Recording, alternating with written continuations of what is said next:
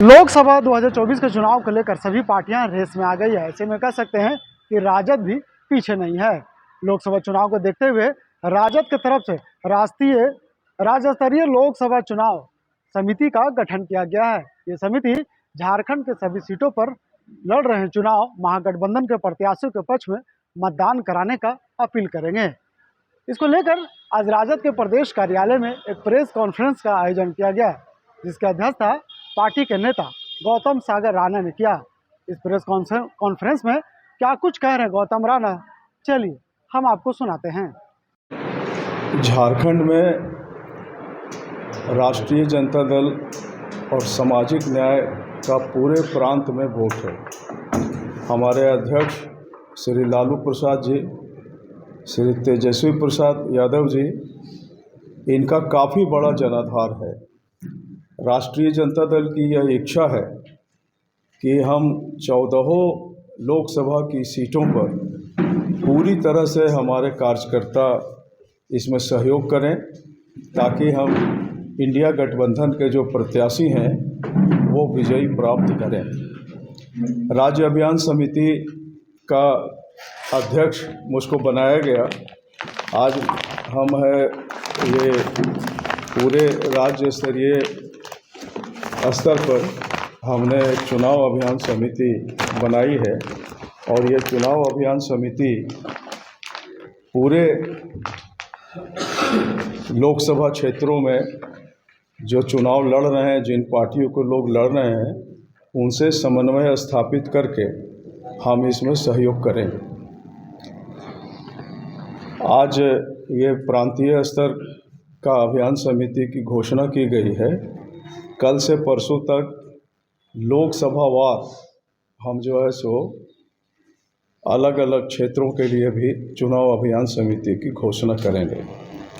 इस चुनाव अभियान समिति का उद्देश्य, जैसा कि मैंने बताया, कि पूरे लोकसभा में हमको अन्य जो हमारे सहयोगी दल हैं उनसे समन्वय स्थापित करके हमको इसमें सहयोग करना है। दूसरी बात ये कहनी है कि हमारे प्रधानमंत्री जी अब एकदम निम्न स्तरीय भाषण पर उतर आए। प्रथम चरण का जो चुनाव हुआ इस देश में, यह आसार है कि भारतीय जनता पार्टी इसमें पीछे। अभी परसों छिंदवाड़ा में प्रधानमंत्री जी ने एक ऐसा भाषण दिया जो किसी भी प्रधानमंत्री के लिए, देश का कोई साधारण नागरिक भी प्रधानमंत्री से यह अपेक्षा नहीं करता है कि इस तरह का वो निम्न स्तरीय भाषण देंगे। उन्होंने यह कहा कि हिंदू महिलाओं का मंगलसूत्र छीनकर वो मुस्लिम महिलाओं का जो ज़्यादा बच्चे पैदा करती हैं उनके बीच में बांट दिया जाएगा। हम लोगों के देश की सबसे खूबसूरत बात यह है कि विविधता में एकता भारतवर्ष की विशेषता रही है पूरी दुनिया में। यहाँ का लोकतंत्र अनूठा रहा है। 3000 भाषाएं हैं, अनेकों धर्म के लोग रहते हैं, एक धर्म के अंदर बहुत तरह के पंथ हैं। तो इसमें अलग अलग तरह के लोग अलग अलग तरह से रहते हैं, अलग अलग तरह से भाषा बोलते हैं, अलग अलग तरह से जीवन अपना जीते हैं। अपनी उनकी भाषा है 3000, जैसा मैंने कहा। लेकिन प्रधानमंत्री जी अब इसको पूरी तरह से बिगाड़ने में तुले हुए हैं। यदि चिंगारी कोई भड़कता है, कहीं आग लगती है, तो पानी उसे बुझाता है। लेकिन यदि पानी आग लगाने लगे, यदि प्रधानमंत्री ही अलगाव और बिलगाव की बात करने लगें, तो इस देश का कौन रक्षक होगा। इसलिए हमारा ये अत्यंत विशिष्ट चुनाव है। हम राष्ट्रीय जनता दल के कार्यकर्ताओं से और आम नागरिकों से ये कहते हैं कि जो देश को तोड़ने वाली नफरत की शक्तियां हैं, उसके खिलाफ जम करके और मजबूती से मुकाबला किया जाए, ताकि जो बाबा साहब भीमराव अंबेडकर ने संविधान बनाया, और संविधान बनाते वक्त बाबा साहब भीमराव अंबेडकर ने ये कहा था कि जो जन्मना ऊंच नीच है, उसका निवारण जब तक नहीं होगा, आरक्षण नहीं मिलेगा, नीचे के लोगों को ऊपर नहीं उठाया जाएगा, तो ये देश आगे नहीं बढ़ेगा, मुख्य धारा में नहीं आएगा, विकास फलीभूत नहीं होगा। तो ये जो अभी ढिंढोरा विकास का पीटा जा रहा है प्रधानमंत्री के द्वारा, हम उनसे यह पूछना चाहते हैं कि जब देश तरक्की कर रहा है तो मानव विकास सूचकांक में, ह्यूमन ग्रोथ इंडेक्स में भारतवर्ष का स्थान 143वां है अभी। इसी तरह से जो आर्थिक नीतियां प्रधानमंत्री मोदी जी, भाजपा हम इसलिए नहीं कह रहे हैं कि अब सारी चीज़ें केंद्रित हो गई हैं मोदी जी की गारंटी पर। और आप सभी पत्रकार हैं, आप जानते हैं कि देश के 20-25 लोगों के पास, देश के 70% लोगों के पास जो धन है, जो साधन है, उसके बराबर पैसा, रुपया, धन 20-25 लोगों के हाथ में चला गया है। ये घातक नीति है इस देश के लिए। और किसी भी सवाल का जवाब, यदि देश में बेरोजगारी है हम पूछेंगे तो वो कहेंगे जय श्री राम। हम कहेंगे महंगाई बढ़ रही है, कहेंगे जय श्री राम।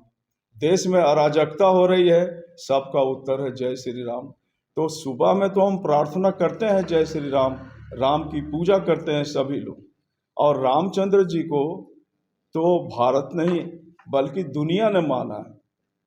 तुलसीदास जी ने जब रामायण लिखी तो रहीम ने उनको लिखा कि तुलसीदास मानस विमल, संतन जीवन प्राण, हिंदुअन को वेद सम तुर्का ही प्रगट कुरान। यानी रहीम जो मुस्लिम थे, उन्होंने कहा कि जो हमारा रामायण है, जिसके नायक राम हैं, वह मुस्लिम में भी पूरी तरह से अपने उनकी जो किताब है उसके तरह से उन्होंने पूजा। अमामा इकबाल ने लिखा कि है राम के वजूद पर हिंद को नाज, अहले वतन समझते हैं उनको इमाम हिंद। यानी हिंदू मुसलमान सब लोगों ने राम जी को माना, लेकिन देश की जो समस्याएं हैं उसके लिए सत्ता के तरफ से और प्रधानमंत्री के तरफ से उत्तर आवे कि सभी समस्या का हल है जय श्री राम, तो यह राजनीति को मुद्दों से भटकाने की बात है। इसलिए राजद चुनाव अभियान समिति के हमारे जितने भी राज्य स्तरीय सदस्य हैं, या कल जो और घोषित किए जाएंगे, और भी बात करके कोई छूटे नहीं। हमारे युवा के अध्यक्ष यहाँ आए हैं, तो कोई भी छूटे नहीं। हम इसमें पूरी तरह से भागीदारी निभा करके इंडिया अलायंस को जिताने की पूरी कोशिश हम करेंगे। और फिर से हम प्रधानमंत्री के इन बयानों की, जिसमें हिंदू मुसलमान के अलगाव की बात खुले मंच से प्रधानमंत्री के द्वारा की जा रही है, ये निम्न स्तरीय बात है प्रधानमंत्री के लिए और उनका भाषण निंदनीय है। हम कठोर शब्दों में देश तोड़क प्रधानमंत्री के बातों की घनघोर निंदा करते हैं। और ये लिस्ट जो है वो आपको बताते चले कि महागठबंधन की तरफ से झारखंड में राजद को सिर्फ पलामू सीट मिला है। ऐसे में कल पलामू के नेता का नामांकन होने वाला है। इसमें राष्ट्रीय स्तर के कई नेता भी शामिल होंगे। अब देखने वाली बात यह होगी कि जिस तरह से राजद ने अपनी चुनावी अभियान में लोगों को झोंक रही है, क्या इसका फायदा चुनाव में कितना मिल पाएगा, ये तो आने वाला वक्त ही बताएगा। अपने सहयोगी रिजवान के साथ मैं नौशाद, कोयलांचल संवाद, रांची।